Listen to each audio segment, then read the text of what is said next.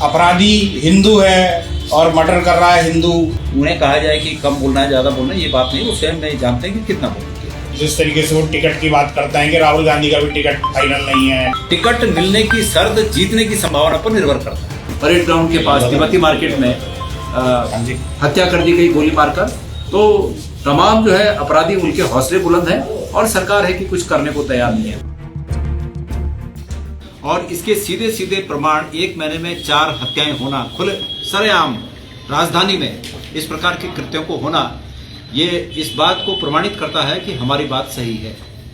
अभी भी सरकार जागे, मुख्यमंत्री जी पुलिस महकमे को अपने हित में न लगाकर इस प्रदेश के हितों की रक्षा करने की मंशा रखें।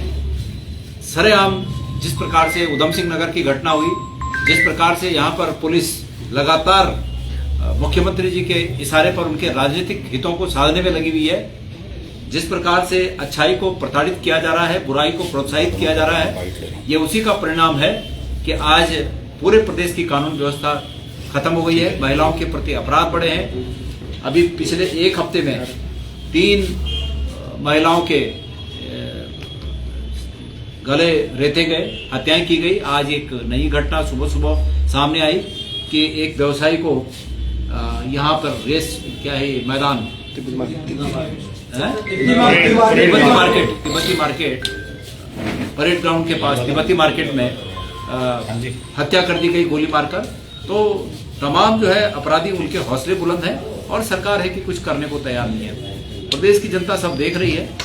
पता नहीं क्या ऐसी मजबूरी है भारतीय जनता पार्टी की कि चाहे प्रदेश का बेड़ा गर्क हो जाए लेकिन सरकार में बदलाव करना नहीं है।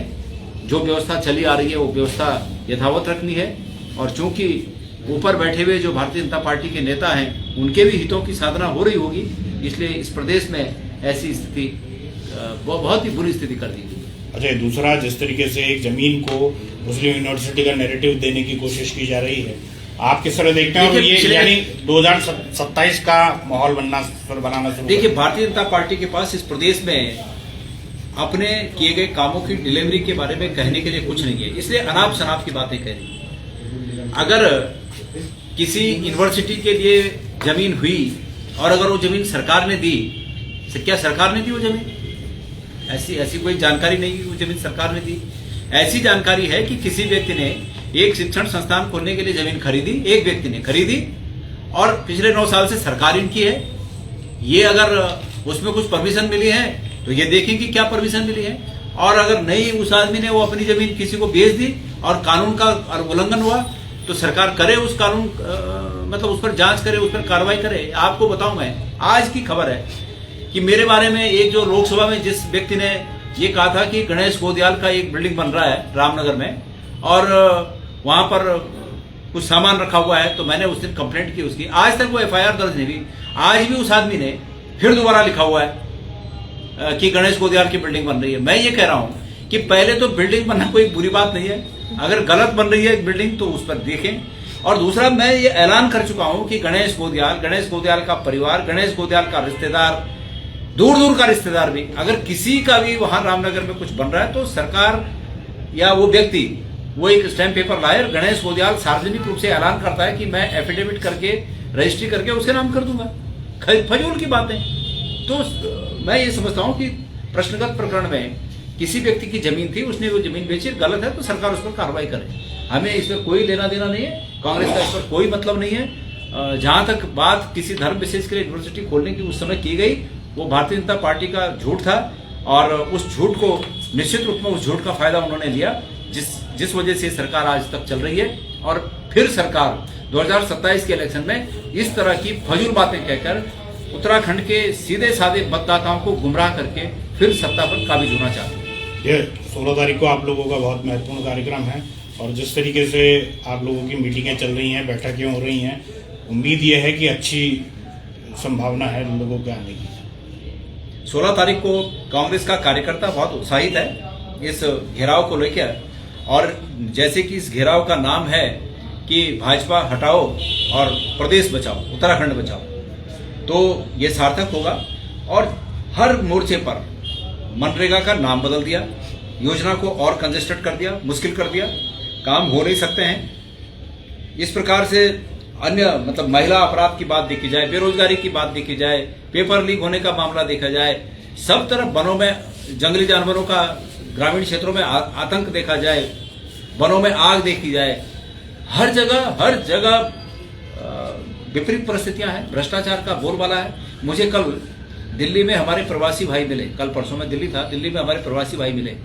आम प्रवासी भाइयों का ये कहना था कि छोटे लेवल पर भी जब तक कि छोटी छोटी बातों के लिए अगर रिश्वत न दें तो कोई काम होने को तैयार नहीं। तो आज सब जगह रिश्वत का बोलबाला है। कहाँ गया भारतीय जनता पार्टी का वो वादा कि वो लोकपाल लाएंगे इस प्रदेश में? तो बहुत सख्त जरूरत है लोकपाल की, जल्दी लोकपाल लाएं। और लोकपाल आएगा तो इन मंत्रियों ने जो पुश्तैनी अपने पुस्तों के लिए धन इकट्ठा कर रहे हैं, आम आदमी की शिकायत कहाँ शिकायत करें?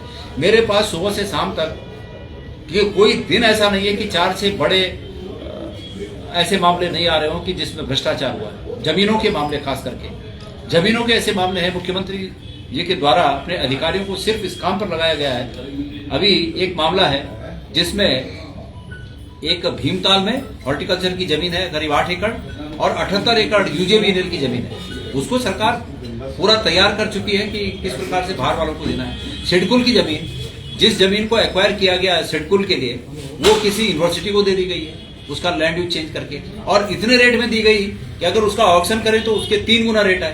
तो ये सब क्या है? भ्रष्टाचार है। ये सब बातें हैं। रोज भ्रष्टाचार के नए आयाम गढ़े जा रहे हैं, रोज भ्रष्टाचार के नए कीर्तिमान बनते जा रहे हैं और प्रदेश का आम आदमी स्वयं को ठगा हुआ महसूस कर रहा है। सर, आपके नेता हैं हरक सिंह रावत, और उनके हाल के दिन 1-2 दिनों के जो बयान हैं वो ऐसा लगता है कि कांग्रेस को मुश्किलों में डालने वाले हैं, क्योंकि जिस तरीके से वो टिकट की बात करते हैं कि राहुल गांधी का भी टिकट फाइनल नहीं है, फलाना हम तय करेंगे किसका टिकट होना है, गोदियाल का हो, प्रीतम सिंह का करीबी हो, उसको भी नहीं मिलेगा। और दूसरी बात कल उन्होंने एक और बोली कि अपराधी हिंदू है और मर्डर कर रहा है हिंदू। तो ये यानी कहीं ना कहीं हिंदू मुसलमान की बात वो कर ही नहीं रहे, केवल हिंदू क्या ऐसा लग रहा है? मैंने वो स्टेटमेंट नहीं सुना उनका जो आप अभी कह रहे हो हिंदू, पर वो जरूर सुना था जिसमें उन्होंने टिकट की बात की थी, और उसको इस रूप में लिया जाना चाहिए कि उन्होंने एक सार्थक बात कही। उसका फला बड़े नेता से संपर्क है, जान पहचान है, इसलिए उसे टिकट मिल जाएगा। टिकट मिलने की शर्त जीतने की संभावना पर निर्भर करता है, ये उनका कहने का मतलब था। उन्होंने उसमें लोगों के नाम उदाहरण के तौर पर दिए, और ऐसा नहीं माना जाना चाहिए कि जिन लोगों के उन्होंने नाम लिए उन लोगों का टिकट बंटवारे में कोई रोल होता है या वो टिकट बंटवारे में उन्हीं के नाम से कोई बात होगी, ऐसा नहीं है। वो एक उदाहरण के तौर पे उन्होंने नाम लिया। कहने का उनका आशय बहुत स्पष्ट है कि टिकट बंटवारे का आधार जीतने की संभावना होगी, न कि किसी व्यक्ति की किसी से परिचय। लेकिन आपको नहीं लगता कि ज्यादा? हरक सिंह जी सीनियर नेता हैं, और हरक सिंह जी जो भी बात कहते हैं वो जानबूझकर कहते हैं, और उस बात के कोई न कोई राजनीतिक अर्थ होते हैं। तो ये नहीं कहा जा सकता कि उन्हें कहा जाए कि कम बोलना है, ज्यादा बोलना है, ये बात नहीं। वो स्वयं में जानते हैं कि कितना बोलते हैं।